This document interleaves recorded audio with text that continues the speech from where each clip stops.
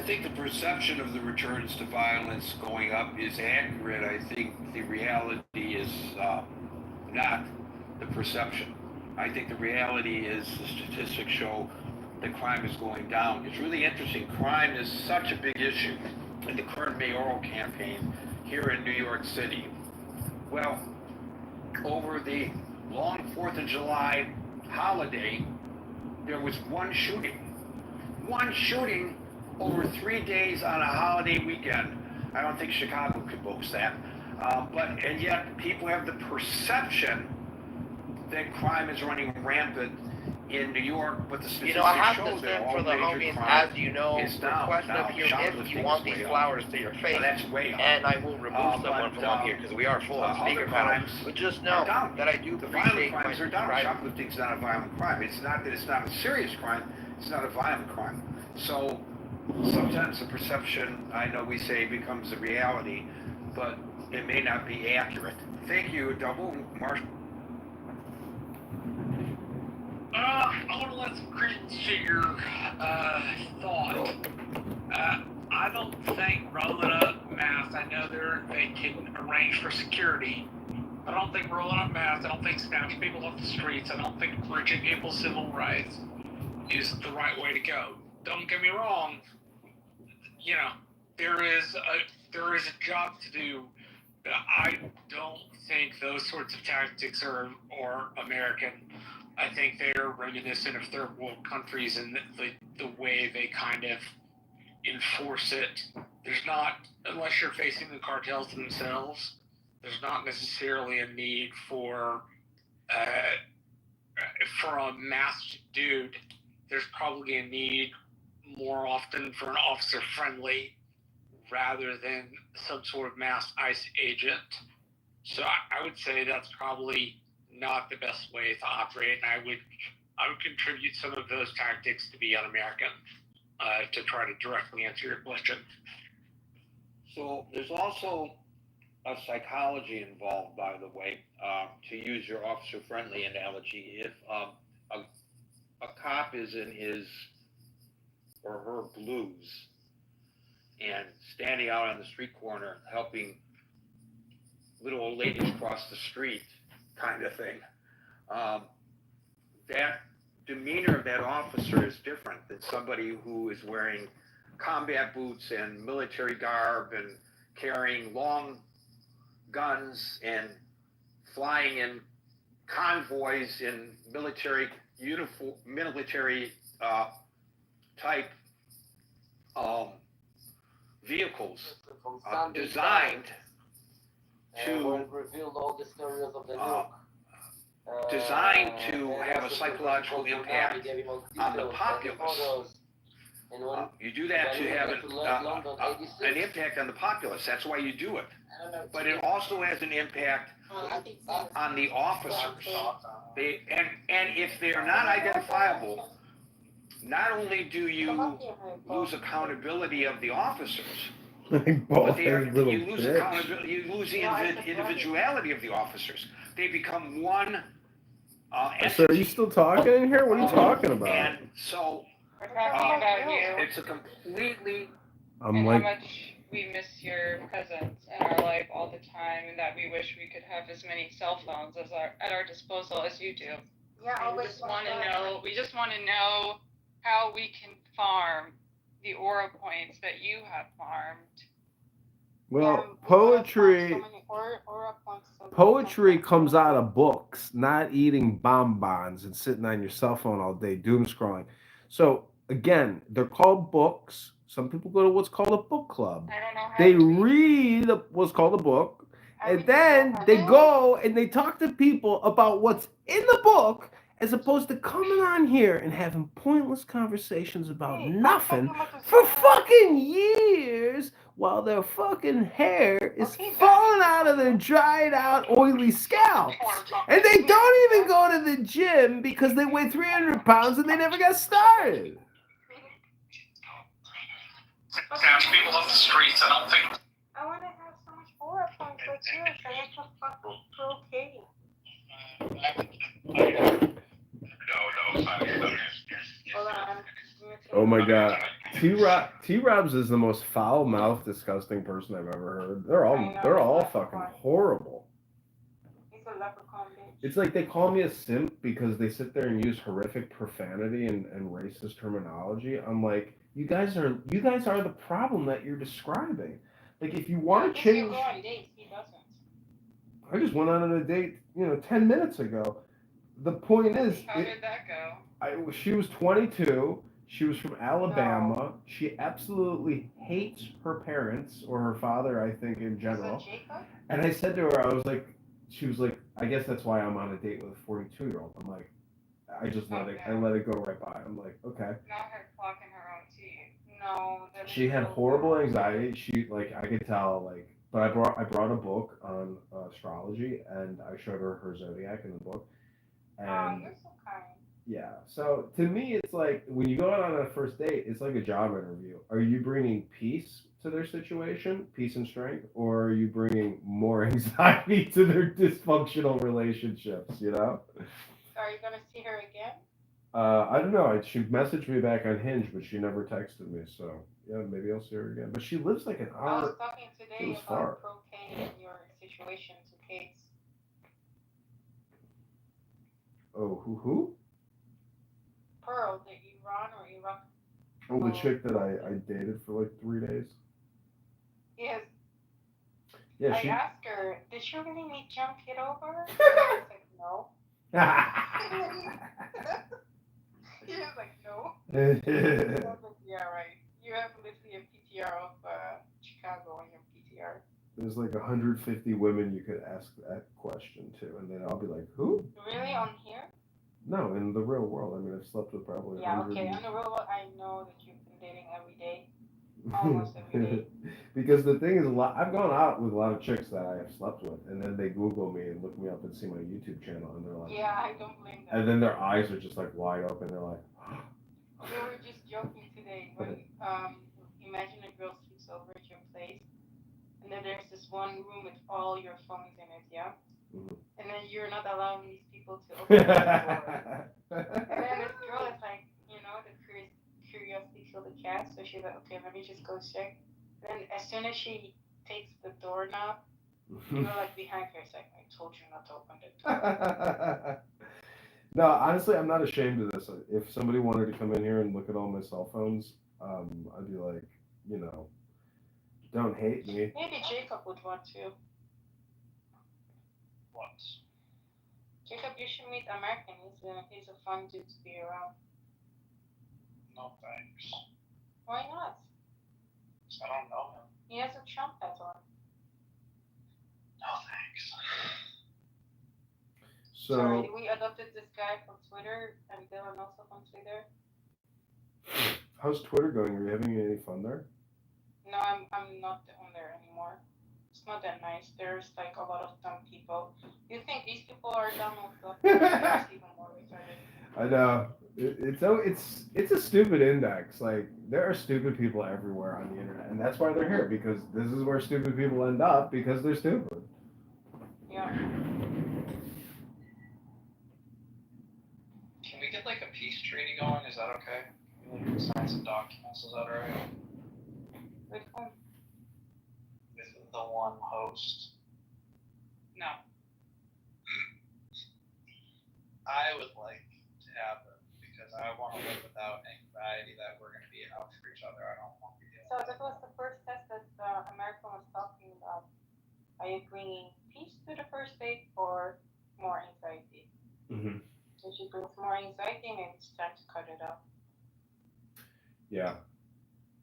The thing is, though, if you want to be with somebody because you want companionship, part of what you're bringing to that relationship is the ability to deeply relax someone when they need to be. Because a lot of people, their anxiety gets the best of them, and it makes absolutely no difference how anxious you get to what the future is going to have in store. I mean, people think words like fate and destiny are just concepts. It's like, motherfucker, they're words. You better contemplate those words, because everyone in this room has a fate and a destiny, and what you do now and how you educate yourself now is what changes that fate and destiny.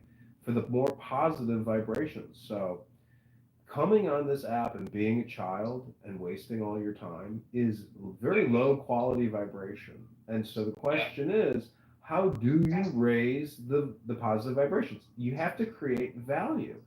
And look at Jacob, he just literally committed what you could call the most vile of all disgusting things. I mean, what a loser. And is it pronounced Jacob or is it pronounced Jacob? What? Wake it up, American. He's been harassing me, and he wants to, he's mad that I told him that he needs to get over himself. She's been telling him. And he's very upset. He's like a Palestinian. I would like to be He's projecting the Palestinians. And then I'm like, okay, whatever. And then the next minute he's cussing me out. Preconditions. Can we get a contract signed? He's like a little girl, who wants to make best friends in like the 5th grade. Sign this contract. I'm gonna make you sign a contract to be my friend. What a loser. I would like that. That's a lack of self-confidence, a lack of intelligence, a lack of virtue. How shameful. A lack of vibes, if you will. That's right. Positive vibrations always. And I say friends for life. So American, when I first met her, she was also telling me to kill myself a lot. Really? No, when I first met you, I did not tell you to kill yourself. I told you to get over it yourself. I don't know if they see, and then they talk and they say that doesn't happen, and then I can remember every single day that I've seen her. He's decided, because I remind him of his mom, that everything that he's annoyed with, I am the one who is at the center of it all. Even though I'm not even the one who told him to kill himself. After a few days of listening to him, I said, you know what? Okay, kill yourself. So badly that I said to kill yourself. Okay, let's just do a therapeutic moment and take a hard break. Take the deepest breath of the day through your nose. Hold it for 10 seconds. That's right. 10, not 11. 10, not 9. And say, I am a flower. I am fresh. That's right. I am a flower. I am fresh. Now take the second deepest breath of the day through your nose. Hold it for 10 seconds and say, I am a mountain. I am solid. I am a mountain. I am solid. Now let's take the third deepest positive vibration breath of the day through our nose. Let's hold it for 10 seconds and say, I am water and I am still. That's right. I am still and balanced and full of equilibrium. Okay, now let's take the fourth deepest breath of the day. Hold it for 10 seconds. That's right, 10, not 11, 10, not 9. Let it go and say, I am space. I am free. That's right, I am space and I am free. That's your positive 4-pebble, positive neurolinguistic programming, meditation, hypnosis of the day. Keep breathing, everybody, in positive vibrations. Anyway, Kate told him to take his medicine that he was prescribed, psychological medicine. There is no such thing as femcell. Yeah, there is. Come up, Lee. I realized something about the Dutch is that they're essentially, they're the transporters. And like what you do here, Anatolian, is like navigation work or essentially logistics. Yes, exactly. I'm the VOC. But your English quality, you're lacking in your English pronunciation. You might need to go to my friend's website, pronunciationworkshop.com, to work on some of your words. Think about that. Lieb studies Torah and Hebrew. Lieb, what have you learned about Hebrew? Like, what did you learn about Lashon Hara? Okay, that's like saying a bad thing about somebody. No. And for somebody. Hold on, I had a question. So, are you as a Jew allowed to do Lashon Hara on a Goy? Lashon Hara is like a huge topic, and there's so many like holes in it that you could go backwards and find any reason that you needed to do it or to not do it. That's what I can say. No, I don't like that answer. Okay, well, I'll give you another answer, okay? You could do Lashon Hara. Okay, let's just do a somebody else with benefit. So it'd be like if this person was going to marry that person, and you knew that the person had like some type of mental issue. Let's say you knew it, but the person that they were going to marry did not know. Then you can say that there's a benefit. Okay. Okay, so then if by parity of logic, if you could do that for like a Jewish person, you could also do it against a Gentile. Okay. Thank you.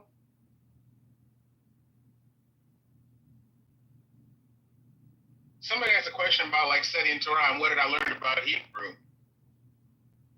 Yeah, it was American. Oh, it looks like he's gone. I learned a lot of things. I learned a lot of things, by the way. Okay, so they have like these idiots here, like these Hebrew idiot lights that are all over this app.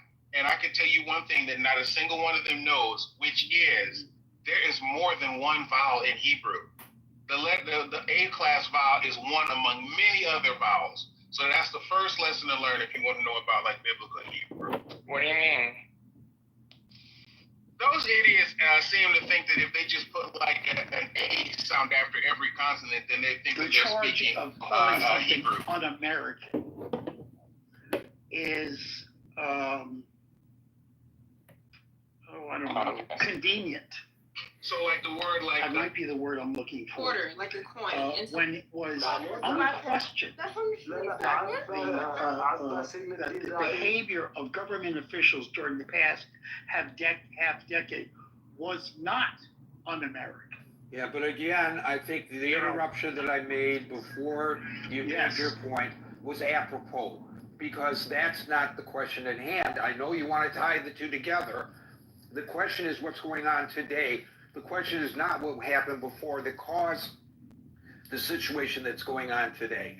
So Okay. I would I rather made you. my point. You could put it down. I appreciate it. Thank you, Larry. Well, I mean, it's a point. I'm not saying it's not a point, but it's, I believe, others will disagree, probably they'll agree with you that it's off topic. I believe that it's off topic. Dave? So Gary, seeing you mentioned Obama, so the question is, is the tactic American, un-American with reference to 2025 Trump 2.0 versus Obama, right? So some of the statistics, for instance, right? I just use ChatGPT as usual, just that I'm very good at prompt. And so it cost Obama over 4 year average 10,300 per person, okay? And in total over 4 years, 3.7 million, and therefore it costs 403 billion total, right? To do so the what? question is, to do what? To deport 3.7 million. Okay, go ahead. Thank you. Over 4 years. Yeah. So that is what I get.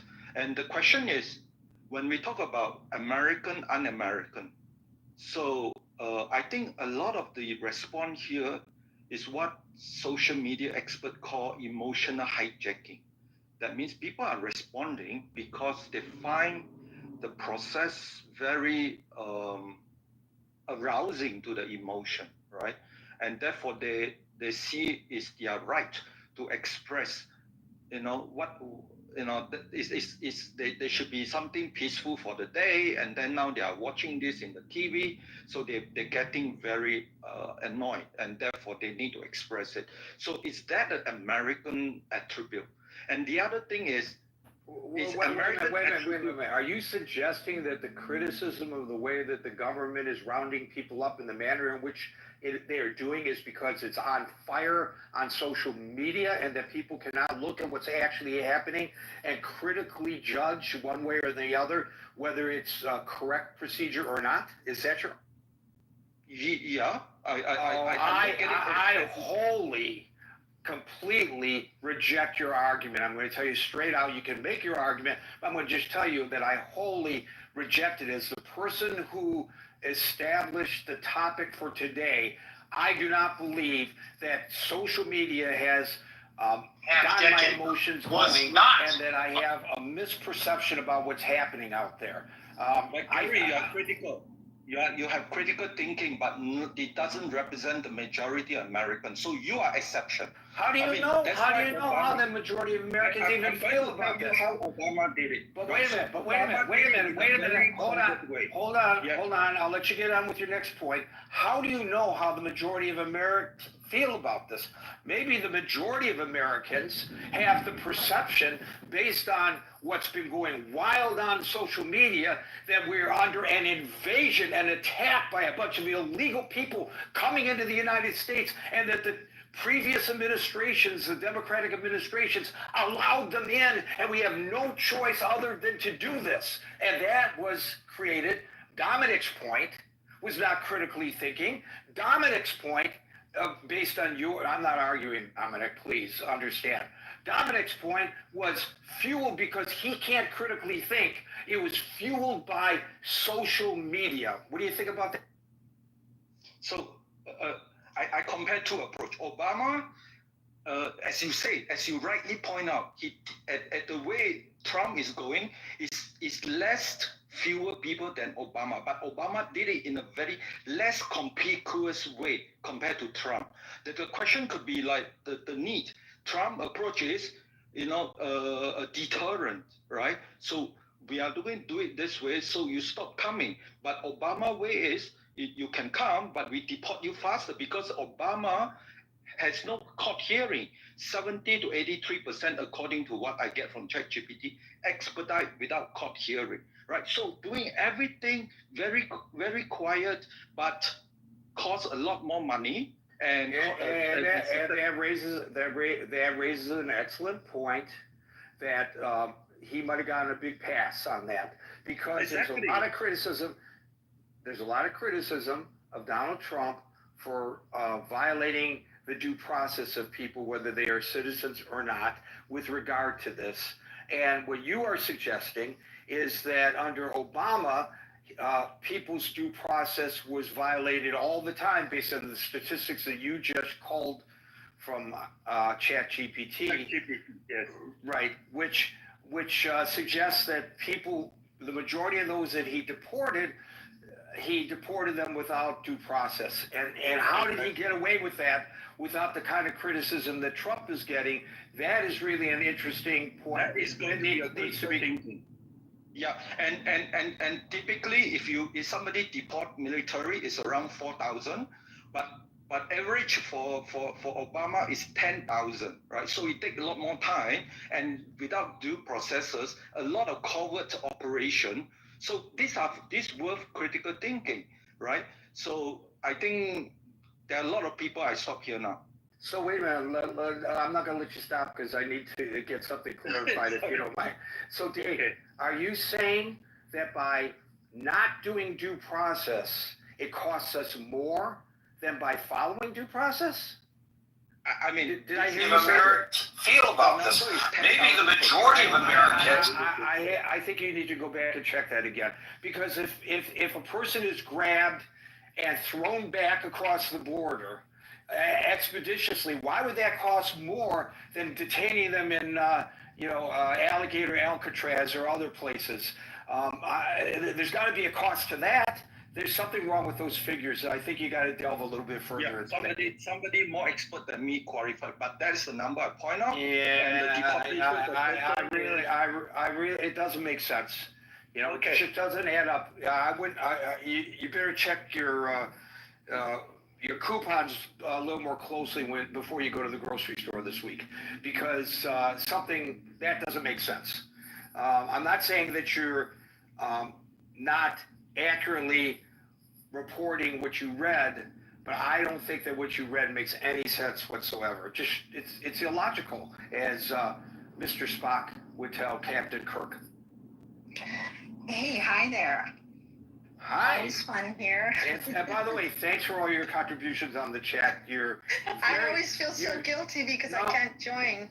No, because when you're really very insightful, and I know you come from a perspective based on your experiences, and it's very important when we have these discussions to hear from folks who have had the kinds of experiences that you have had. Thank you. And as I will always point out, I'm an independent. I am not registered Republican or Democrat. I'm literally registered independent.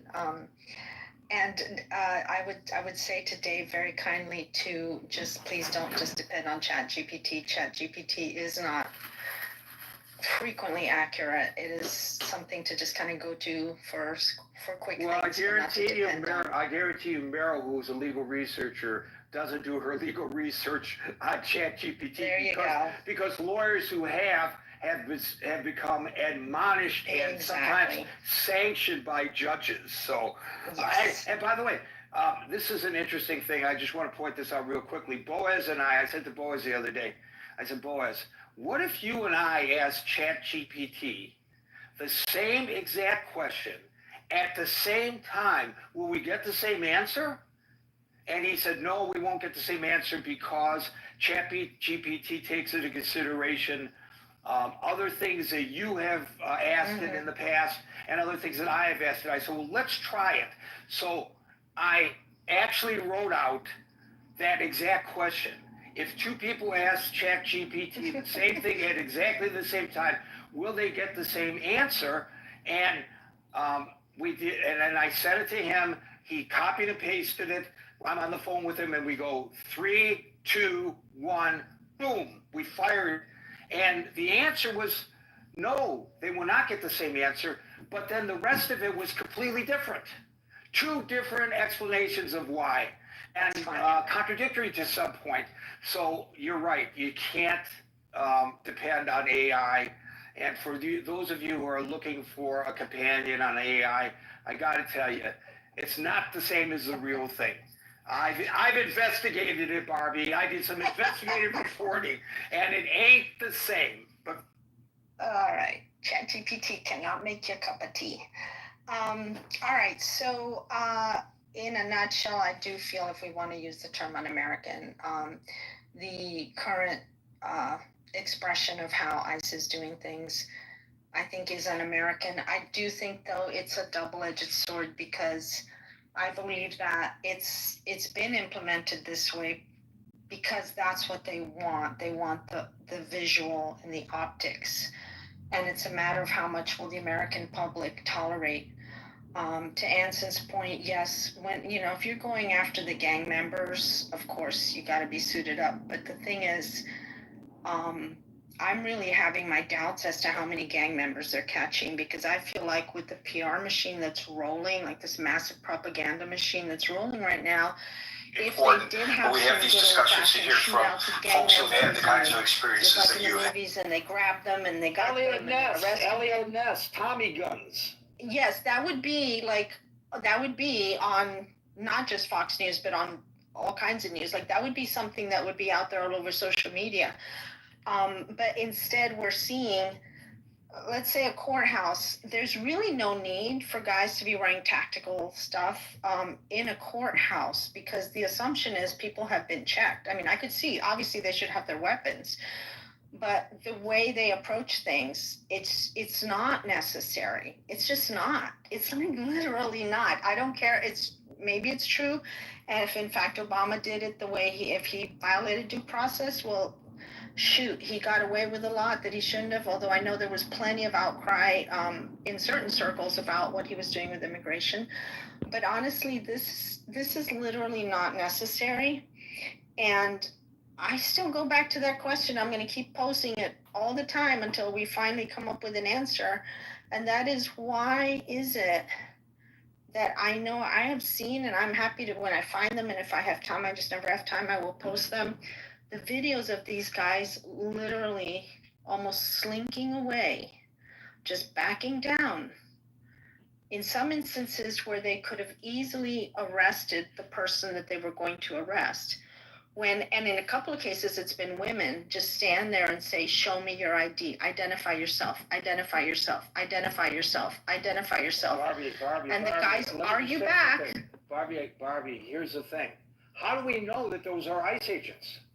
That's my point. They're not wearing badges. They're not wearing name tags. Their faces are covered. How do you know that they're ICE agents? Well, I don't think they are. Well, in actual fact, there have been cases where people have been busted impersonating ICE agents. They're going around and and just messing around with people, and it's not even ICE that's doing it. So here's another reason why the ICE agents should be identifiable.